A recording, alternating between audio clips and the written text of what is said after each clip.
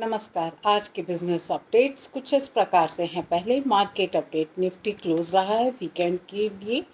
डाउ जोन ऊपर गया है 1% से, नेस्डेक ऊपर गया है 0.52% से, गोल्ड नीचे गया है 1.80% से, इसकी वैल्यू रही है $3,287.60। क्रूड ऊपर गया है 0.43% से, इसकी वैल्यू रही है $65.52। अब हम चलते हैं हमारे कंपनी अपडेट सेशन की साइड। तो पहले हमारी न्यूज़ है ग्रैन्युलस इंडिया की। तो पहले मैं इस कंपनी के बारे में आपको कुछ बताती हूँ। कंपनी और इसकी सब्सिडरी कंपनी जो है वो प्राइमरली इंगेज्ड है मैन्युफैक्चरिंग में, सेलिंग में, एक्टिव फार्मा इंग्रेडिएंट्स के लिए, फार्मास्यूटिकल फॉर्मुलेशन, इंटरमीडिएट्स और फिनिश्ड डोजेस के लिए। तो ये बेसिकली फार्मास्यूटिकल कंपनी है और मेडिसिन्स बनाती है। इसकी न्यूज़ ये आई है कि कंपनी ने बताया है कि यूएस एफडीए ने ग्रैन्युलस फार्मास्यूटिकल्स की सुविधा में कंट्रोल्ड सब्सटेंस ANDA दाखिल करने के लिए पहले प्री अप्रूवल इंस्पेक्शन पूरा कर लिया है, जो कंपनी की होली ओन्ड वाली फॉरेन सहायक कंपनी है जो चैंटली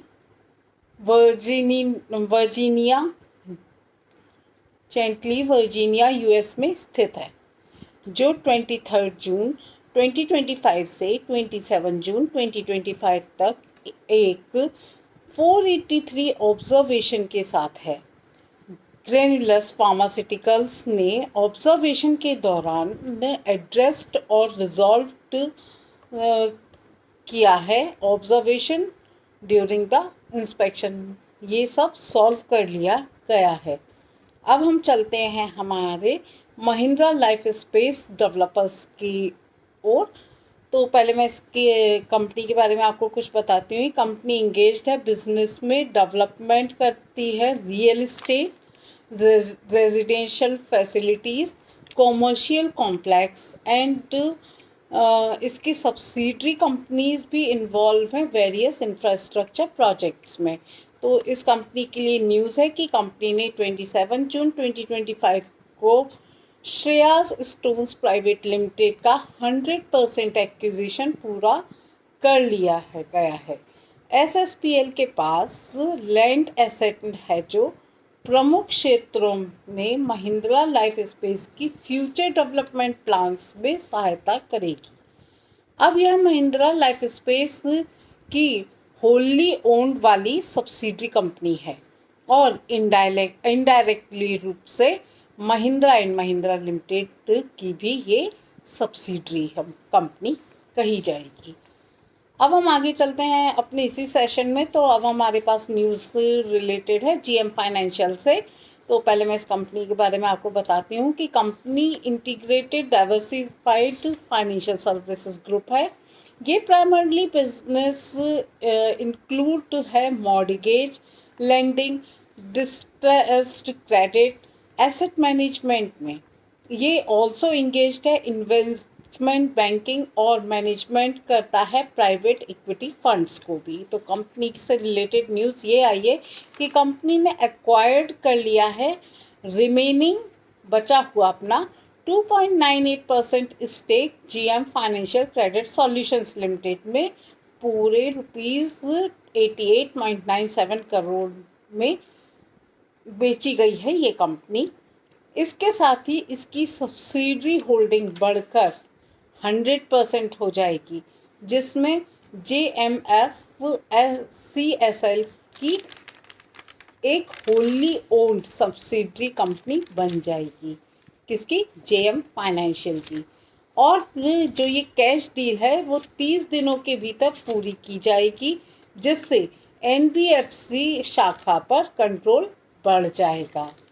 ये तो थी JM फाइनेंशियल से रिलेटेड न्यूज़। अब हम चलते हैं NLC इंडिया के तरफ। तो पहले मैं आपको इस कंपनी के बारे में कुछ बताती हूँ। कंपनी इंगेज्ड है, बिजनेस करती है mining, lightning and generation of power का by using lightning as well as renewable energy resources. तो इससे न्यूज़ जो है वो रिलेट ये हुई है कि कंपनी को राजस्थान और गुजरात में 450 मेगावाट की विंड सोलर हाइब्रिड प्रोजेक्ट के लिए एनटीपीसी से लेटर ऑफ अवार्ड प्राप्त हुआ है। इस प्रोजेक्ट में बीकानेर में 300 मेगावाट और भुज में 150 मेगावाट की क्षमता शामिल है, जिसमें 25 इयर्स के पीपीए के तहत 24 मंथ्स के भीतर पावर सप्लाई शुरू हो जाएगी। इससे एनएलसी के रिन्यूएबल एनर्जी पोर्टफोलियो का विस्तार मतलब वो बढ़ेगा, उसका एक्सपेंशन होगा तथा एनटीपीसी के साथ उसकी पार्टनरशिप मजबूत होगी। अब हम चलते हैं शारदा एनर्जी एंड मिनरल्स की न्यूज़ की तरफ। तो पहले मैं आपको इस कंपनी के बारे में बताती हूँ। कंपनी ग्रुप पार्ट है शारदा ग्रुप का और ये इंगेज्ड है production of steel, ferro alloys और पावर में। अब इसकी न्यूज़ क्या आई है वो मैं आपको बताती हूँ। कंपनी को मिला है रायपुर में कोल गैसीफायर प्लांट के लिए छत्तीसगढ़ एनवायरमेंट कंजर्वेशन बोर्ड से एनवायरमेंटल मंजूरी मिल गई है।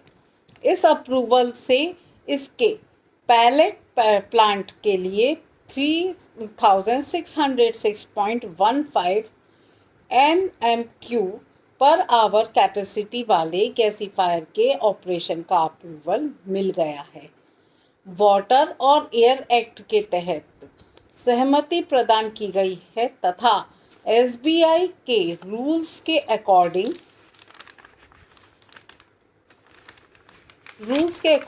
इसका खुलासा किया गया है। दोस्तों ये तो थे हमारी कुछ कंपनी अपडेट्स जो मैंने आपके साथ शेयर किए। अगर इसमें आगे और भी न्यूज़ ऐड होंगी तो मैं वो तो आपको बताऊंगी ही अपने चैनल पे। अब हम चलते हैं हमारे इंटरनेशनल अपडेट्स की साइड।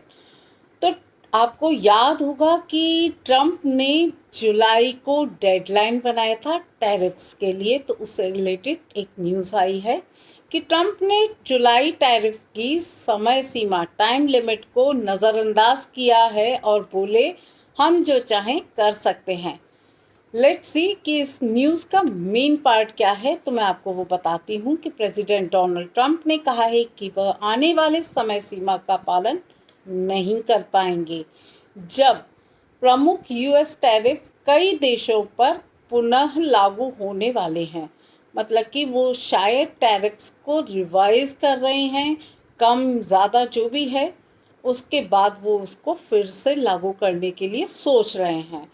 और जब व्हाइट हाउस ने जब ट्रम्प से पूछा गया कि क्या जुलाई की शुरुआत में यह टाइम लिमिट तय हो गई थी, तो उन्होंने जवाब दिया है नहीं। तो दोस्तों ये तो थी एक मेजर ब्रेकडाउन कि अभी टैरिफ्स की समय सीमा जुलाई नहीं है। तो देखते हैं कब ये टैरिफ्स लागू होते हैं और किस किस परसेंटेज पे किस किस कंट्री पे और किस कंपनी पे लागू होते हैं और किसको एग्जम्पशन मिलता है, कौन इससे बचता है, देखेंगे आगे।